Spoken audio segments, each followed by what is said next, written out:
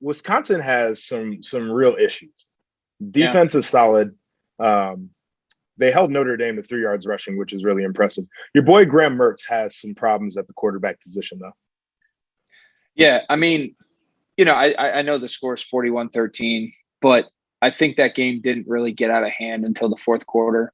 Yeah. I thought it was a lot closer until that final round there. So, I just think Wisconsin right now, they've had a really tough time building in, and something that you and I have talked about, and you've provided some pretty unique insight from the defensive side and me from the offensive side, because I love the brand of football, but they've had a really tough time trying to create explosive plays, whether it be separation from the outside or whatever, off of their ability to run the football, which obviously no one has really challenged for them, and they've been able to do that fairly well. And yeah, it's just surprising with Graham, especially off the year that he had last year and the expectations he had coming into this year and this season. The team seemed to be able to have the pieces in place to give them a chance, and they just really haven't been able to put it together since that Penn State game. I think it really threw a lot of rhythm off for them. So I think that was a tough one for them. I think the defense is going to keep them in some games, especially in the West, and still give them a chance, especially with Penn State having Iowa this week. And, the other thing is Minnesota lost. So there's a lot of stuff that went on that side of the division that I'm curious to see how that plays out. Yeah, I think that's a really good point you bring up. They're still alive in the West. They haven't had a West opponent yet. So the record obviously isn't what you want it to be if you're Wisconsin, but their goals to still win the division are alive. It's interesting watching Graham Mertz, because I think it's a twofold thing with him. Is number one, I think that he just, when the game is on his arm, he is not the guy. And that isn't an uncommon thing with college quarterbacks. You've seen it where a lot of these guys aren't just going to go out there and win the game on their arm. They need a little bit of help from a run game. They need a little bit of help from play calling. And that's kind of where I'm getting with this. Is Graham Mertz had a couple of plays where they were able to scheme up guys that were open, and he could hit them for some big gains. They had 7 plays of 15 plus in the pass game. So it wasn't all bad. But I also think that the play calling for Wisconsin is definitely an issue. And what I mean by that is Graham is a guy who's a pretty good athlete. And so is there an opportunity for them to maybe mix in just a little bit of zone read that'll help them open up their tailback run game, and that'll keep defenses kind of on their toes from that regard? Is there an idea that maybe they should be doing some more spread concepts instead of the pro style concepts? And I wanted to ask you about this specifically because it's two really different things. And we've talked about the way that you're able to hit some of those big shots in the play action game and pressing it downfield that way. But a lot of their pass game, if it's not play action, is just straight drop back. And I think what you have there is some skinnier windows to throw into if you're a quarterback, whereas you see some of these offenses that are more predicated off of putting defensive players in conflict. That's where you get some of those gaping windows and you give the guy the ability to catch and run.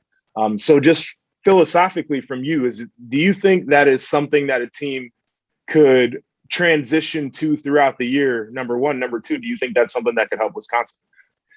Yeah. So the one thing that I will say is a big part of pro style ball, right? So like my freshman year when I was with Bill, we didn't run a ton of that RPO stuff.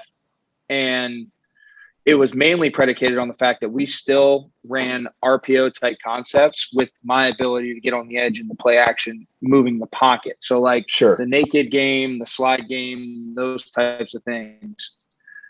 Wisconsin traditionally done a little bit of that, but I think it's become a critical point in terms of formationally giving different presentations, being able to get guys in spots from different areas on the field and create the same play over and over again in terms of spots, flooding the zone if you're going to move it backside, right? But just uniquely, like whether it's 2 receivers to the naked side or a single receiver when you're bringing 2 guys over from the strength, whatever it may be, however you want to scheme it up, you can kind of do it creatively. I think that could be a bigger part to give that aspect of Graham being able to use his legs. If you want to keep everything consistent in terms of we're a downhill run team, we're going to work off big play action. We have some drop back for our third down situations, but on normal downs, first down, it's a good little change up. It's almost like a screen game. Cause I mean, as a defensive player, it gets hard for those defensive ends. If you're running zone, and the backside cut, the defensive end is constantly upfield, and the quarterback's not keeping the ball. They're going to fold eventually. And that's where you have that opportunity to get Graham on the edge. And if it's not there, he can at least get 5 and get out of bounds or whatever it may be. So I think if you want to stay consistent within the pro style thought process, that's a great way to do it. And sprinkling that in more consistently within your play calling. But to your point, it's the zone run game, and then being able to build RPOs off of it is not that far-fetched. And so many kids nowadays have done that at some point in time in their career due to the amount of how much it's become a big player in high school ball, and even younger than that, little league and things of that nature, if a kid can throw it. So it's not a hard concept to put in. And especially with some of the tight ends that Wisconsin has, it can create some mismatches and some issues when you're doing it. And as we've talked about before, the RPO game creating such a stress on the defense because it's really like an illegal. It's not fair because you got guys going downfield. They always toe that like 2 to 3 yard threshold. Yep. So there's 2 different approaches to it, I think, that they could take. And ultimately that's going to come up to what they want to do offensively and where they see their team best fits. But there definitely needs to be a change. And I think there definitely needs to be more of a thought process in that, in terms of taking some pressure off him from having to make those throws consistently in the drop back game, maybe moving the pocket a little bit, still mixing in those big play actions, because they have been able to hit them, but you can't live and die by that. No, that's really good stuff right there. And you talked about how easy it is to mix that stuff in from that carryover from high school and little league. I think that's a really good point. And then the other thing that you talked about that I think shouldn't be overshadowed is the tight ends for Wisconsin are absolutely the best playmakers in the passing game.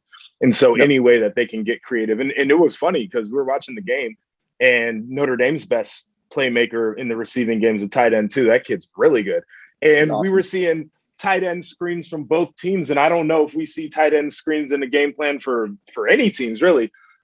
So just those types of concepts where you can get the playmakers in position to make the plays, I think is really big. This is a Big Ten show, obviously, but I've got a Notre Dame thing in there for later. So we'll circle back on those cats.